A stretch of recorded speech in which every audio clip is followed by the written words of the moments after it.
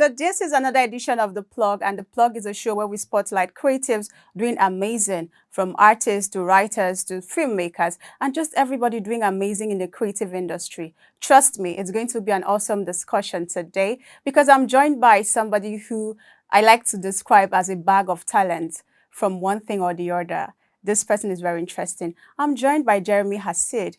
And I can't even wait to hear from him because we're just talking backstage. And it just felt like, oh my God, you guys need to meet this person.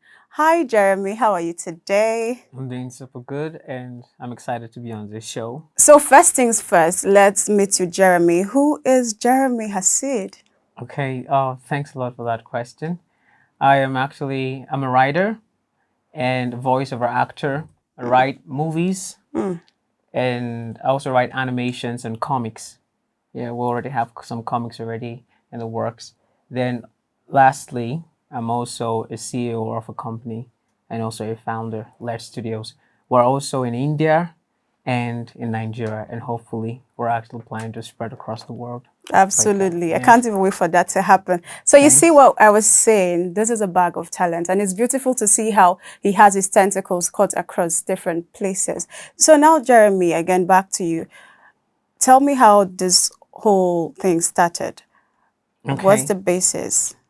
Yeah, it's actually my experience with my teacher. So it actually started, I was in high school. When I was in high school, that was in my history. I actually wrote an article. And after writing that article, I submitted it. So that was an argumentative essay. Oh, okay. So after writing it and I submitted, then the teacher came back into class and was like, I'm looking for someone here. I want to see him. And then she called me into her office and she said that she was looking for a way to deduct marks. Oh, okay. You understand? That was a crash. And there's this thing about English language that you can never be perfect. Even if you have 100, or you can have 100, like maybe 90%, just an A plus. So she was like, that was beautiful. That I should keep it up. Then when she said that to me, it struck because before then I already know. Sometimes even when I'm all alone, I don't really read much novels. I need to be truthful with you. You know, other Oh, writers will tell you I'm a very good novelist. I like reading and all that. No. And then this is how I started. That's the progression. From the very onset, when my that is my teacher, after the first submission, she said like, come on, bring in more writings. So I started bringing in more writings. After that article, there was something that sparked in me. Naturally, I have an eidetic memory, like a photographic memory. So if you're talking to me, if you're explaining things, I see it in pictures. oh, beautiful. Yeah. And I don't really read novels much. That's surprising. So I actually love reading more of normal books. Then when I was done with my secondary school, I started writing stories. Like I just found interest in them. The whole thing would just come and then I would share with some of my friends. Then right there, the interest sparked. I started writing. I started, meeting other people who are also interested in writing, but script writing. It was actually self-taught. Then from there, I now attended an online film school, New York Film Academy, and I was taught on how to write movies professionally. All right. You have a very interesting story, Jeremy. I'm very proud of you. But then, this whole writing, this whole film thing, it comes through a process. Yeah. So can you just take us briefly through what's your creative process like when you need to write? Some writers say they need to go to some place dark. They just have some things they say. And I'm wondering, what is it for you like? Okay, fine. There's something I want to state here. For some people, it's dynamic. Maybe they have to be in a room, music playing, and then it creates a spark. But for me, it happens natural. Oh, Even seated right here, with the way things just played out, there's a way my memory associates events. So people who are able to make connections with real life things can actually get their first spark. As I get to read books, as I get to see other movies, that's one of the creative spark for me. And then in my book, because I have a book on script writing, it talks about ways to generate ideas. So if I want to generate an idea, maybe I'm watching a show, or maybe I get to come across a story on the news. And then I like, wow, why not? I can actually do something with this. Like some stories actually inspired by a true life event. There's a recent movie that we're even working with. I spoke with Mr. Goki on it. It was actually inspired by a true life story. The guy shared it with me. I'm like, wow, I love this, and I think it's going to be in the movies, and people will pay a lot for it. So that's one of my major creative process. So after writing, most Mm. times I go down, like after thinking about an idea, I write it down, or I try to record on my phone. That's very impressive. You know what you just mentioned just reminded me about some things I hear about writers, where Yeah, people say when you're around the writer, you have to be very careful because everything you do or say can be used it's so for a true, book. so Yeah, true. and that's very true. Yeah. So I'm wondering, do you have any challenges, when you're doing your script writing for films? Do you experience any challenges? And if you do, how do you get over them? Yeah, that's an important question. It's kind of a bit hard for us to crack down. Mm. But then, one of the hardest part of writing for me is character development.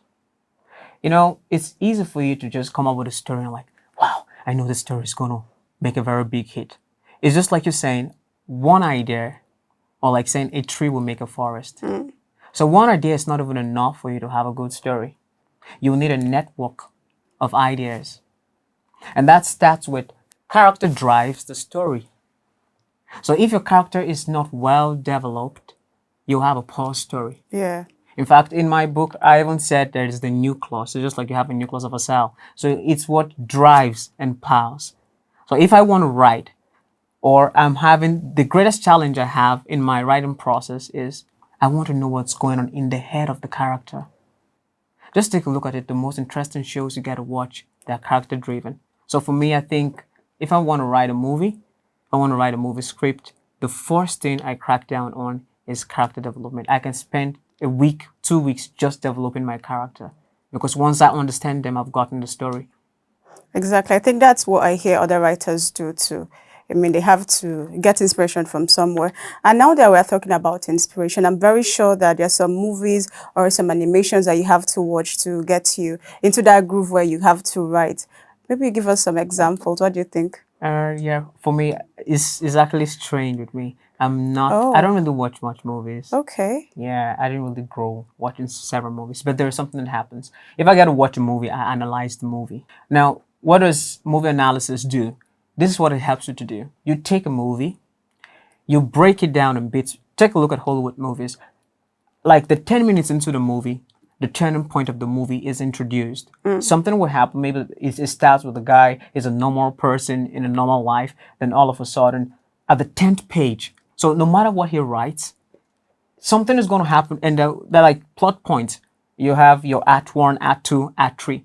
So if I want to have a story computing together, the first thing that I try to look out for is how are the beats in this story coming up. Now that's what inspires me when I want to write my own movies. But I'm not a movie freak. Like sitting down to watch torrents of movies, I can't do it. Okay, I think I can relate because I'm not also Yeah, a movie freak, so that makes sense. yeah, I can Okay, actually. so let's move away from script writing and film now. Yeah. You do voice acting Oh, too. yeah. I can do some now. Oh, yeah. I think we'll give you time to do that. But Okay. how are you able to combine voice acting? I mean, I've seen a movie Yeah, yeah, from yeah. your movie, Yeah. and script writing. How do you create a balance? When does it all come together for you? Okay, now, that's a very, now, there's something I want to say. Voice acting helps you to, you just tap into the head of the characters and then you try to embody their personalities and also the way they will sound.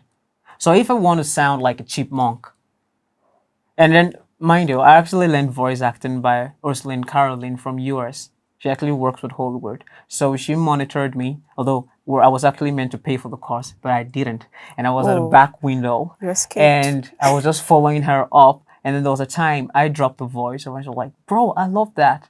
And then from there, I started doing my own, and I was now inspired to write, like to start animations, like to start writing animations. And so for me, everything I'm doing or everything I dived into was just to align with the vision. I want to see beautiful animation stories, you know, and I feel that animation seems to be more hypnotic and more addictive than the actual movies. Movies, yeah. Everything just have this life. in it. If you know what I'm trying to say, those of you who are actually like Yeah. movie freaks or you love watching, you'll see that an animated story cannot be fully replicated in when they want to act it like in real life movies. Why? Because the sound gives life to everything. Even the grass has life in an animated story. But for a real movie to take a lot for that to To happen. happen. So do you want to give us a feel of your voice acting? I mean, I'm very sure people watching now want to have a feel, want to hear you do it. So maybe you do like a chipmunk. What do you think? Or no, I think you've already killed the spirit. I wanted to do it before now. Oh no, but you have to just do something No, I first. Just want. freestyle it. But normally on like I have a boyish voice, like I don't have a deep voice, like a deep range. But it's perfect. Don't worry. But then I can do like a villain. Okay, let's try something Oh here. yeah, sure. Okay. My name is Terran, and I will kill anyone that crosses my path. That scared me. Okay. But no, no, you just have to let me be right now. Why not? No, your soul is mine, don't you know? How can you say that? I'm not the one responsible for what happened in the town. No, boy. Whenever I tell you to kneel, you kneel. Nothing happens here by coincidence. I think something like that, maybe.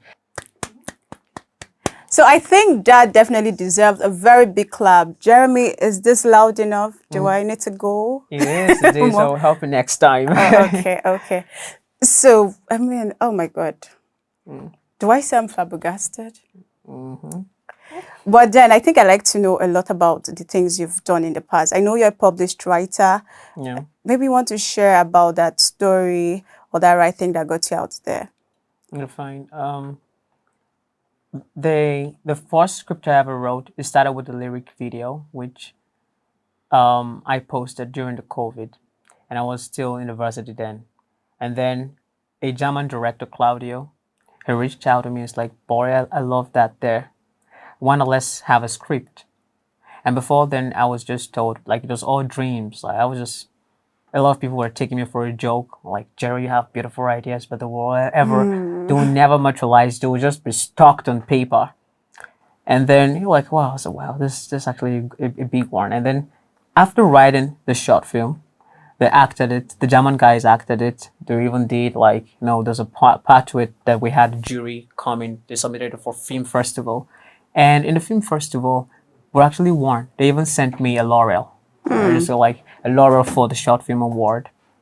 They sent it to me. Like then that encouraged me. Like okay. I can recall the very first day when I came up with the idea about the pandemic because I was thinking about making a story of two friends.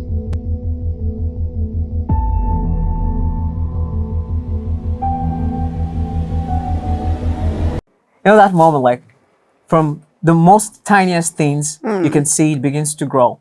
Then I now worked out the different studios. I wrote this sci-fi movie. Like it was all in my head. I want to see an African sci-fi. I from different studios I was rejected. So something happened and I had to travel back home, like to my hometown. And when I traveled, I just said, oh, one of my friends called me. He's a musician, buddy. And he's like, Jerry, I got a place I wanted to go visit. The guy knows how to edit videos. I'm like, okay, let's go there. I tried that. I shared the whole story with him. He was like, boy, we can do it. Let's try. So we wanted to use a robot. It's even on YouTube. Yeah. We even wanted to have a robot in the movie, like a lot of things, but then we started with a low budget, almost nothing. And then the success of that started opening ways. Someone now saw my friend who is a cinematographer, Janos, because I can't talk about my filmmaking without him. He made it actually possible. And I'm always proud to say he's even working with other bigger brands. You know, that opportunity was really, really heartfelt for me. And from there, he keeps seeing my stories and like, bro, we're going to shake the world. That's what he keeps telling me, people that gives you that That moral energy. support, yeah. Exactly. We're going to shake the world. Then from there, he now introduced me to Boston Rex. Boston Rex is actually, he has several companies. It's even in the UK right now as I'm talking. And then it was like, let's come over, let's have a team, Actflix. Then I met someone there called Sir Clays, General, we do call him General. When the guys saw me, the first day on our meeting, they just invited me to come over. And when I came, when they had me speak, it was for a movie I had written that's called Missing Ball. Missing Ball is a feature length, but it's not yet out, though we did the auditions and all that because of certain, production challenges they couldn't push it through. But then they were impressed. Then I started writing short films for them on Actflix. The Actflix have their own platform, just like Netflix. So you pay to watch a movie. Oh, okay. Yeah. So I started with is it a photographer? I wrote the voiceover, things like that. Started getting those kind of gigs. So there was something that happened there. When Clays had me talk, he was like, "This guy, there's something about him. His writing is not the normal way." Then he now got me in, and then he started encouraging me, pushing me, connecting me with more people in the studio, my boss to himself, the other guy. So for me, these are a series. I have a series of short films, and right now, then after some time, then I now started my own company. Regardless, I still work with many other people, and I really believe in collaboration. So the company did not come easy. And the reason for that was because I always had that vision. I actually wanted that in the next 1 million years, even if I'm not alive right now. When people turn back, they will get to see that the storytelling from Africa, because our kids are not raised by our own animations, and that's painful. We have very beautiful stories that we can tell. Just take a look at different culture. Well, we're diverse, and every culture has this unique touch to it. So that's one of my greatest vision. And then we started. Then from there, I now diversify. Like currently, we're working on the comic code. The 5-digit code is actually slotted for 100 episode. I worked on it for like 6 months, indoors, not going out. Oh, I even had that's to tell a my parents, no, I'm not going to come. My mom was calling, Jerry, gotta come back home. I said, Mom, please, just allow me just the 6 months. And I coined it because people believe in religion, and I feel religion is the foundation of life. Everybody believes in something, so that's their religion. If you're an atheist, you're yeah, you also have something, religious. yeah. Yes, it's a belief system. So I now coined it because it's gotten from the Bible, but then you won't really know it's from the Bible. So it's going to be a trilogy, and with a science touch to it. So that's what we're working on. Like Let's Studios, we do animations, comics, and we're going to be in every country. We're already in India right now, Okay. and we're already making connections with UK and also US as well. So we just want our voices to be heard, and we don't mind working with different people and really thanking this company, giving us this privilege for us to meet. And just one interesting thing I would say again, there are some people that you get to meet that your projects will not push through with them instantly. And that happened with Mr. Goke. Yeah. I love appreciating people for the most tiniest thing and the biggest things they get to do for me. It was through General Clays. When we met, he was like, calls me Vili, Villian, get corner shop in. I'm like, okay, let's do it. When I walked in it after that time, just like I chatted him crazily high, but then he was like, no problem, I want to work with you. So we worked on the project. It was all dull for a while. Then recently, he's now like, come on, let's get on back again on the team, and I'm right here today. So I feel the connections just keep coming, And it keeps growing. and it keeps growing. Beautiful. If there's one thing I've picked from all that you've said is the fact that you've been resilient and consistent. When you spoke about going to different studios and being rejected, I mean, some creative would have given up at that point, So true. but you stayed true, and we are here now. So true. it's bravo to you again, Jeremy. So I think this should be on a final note now. What do you have to say to creatives watching you now? How do you want to inspire them to continue the drive, regardless of rejections? Because that's the thing. Rejections keep coming and coming. I mean, you could do 30 submissions in a day and you get rejected. So true, so true. So- And especially, there's something again. As a writer, the industry is not so guaranteed for you. I know nobody want to actually hear me say this, but that's the truth. It's like you have your own story, and you want people to act that story. It's much more hard. And the reason for that is because writers, you're not the one bringing the money. all right? You need an executive producer to fund your project. But then, that's why innovation actually comes in. There are many other ways that we can tap into it. That if you actually have an idea and that's a dream, that's your baby, give it time. No matter how long it's going to take, make the right connections. You have a story, reach out to people. That's why collaboration is there. And then there's something I know. A lot of people will actually tell you that it's impossible at a first start. That's the truth. And you feel there were times I actually cried. Like I really cried. I sat back and I cried like maybe I've taken a very wrong path. But something just kept like, no, this is where you are because it's inborn. Like this is what I want to do. And as long as you stay true to that, no matter what happens, the universe will always attract the right people Definitely, the universe and the will resources. always attract the right people.